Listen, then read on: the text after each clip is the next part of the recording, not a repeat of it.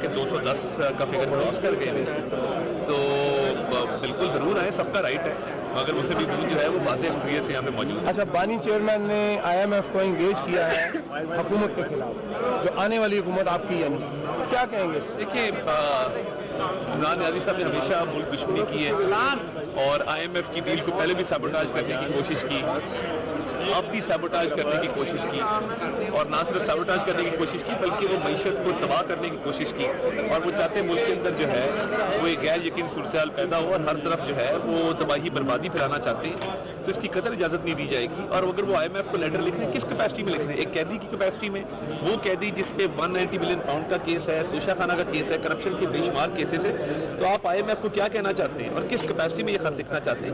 میں اس کی مذمت کرتا ہوں، میں سمجھتا ہوں کہ یہ انتہائی ایک مکروہ قدم ہے ان کا، اور قانونی کارروائی ہونی چاہیے کہ آپ ہمیشہ معیشت کو جو ہے وہ تباہ کرنے کے لیے کوئی نہ کوئی آپ اس طرح کا کام کرتے ہیں جو ملک دشمنی کے زمرے میں۔ آج دلہا لگ رہے ہیں، اس کے بارے میں ذرا بتا دیں، آج دلہا لگ رہے ہیں۔ دیکھیں، آج ہماری بہن جو ہیں وہ وزیر اعلیٰ پنجاب نامزد ہوئی ہیں اور پارلیمانی پارٹی کی اتنی بڑی تعداد موجود ہے، ہم نے تو لشک نہیں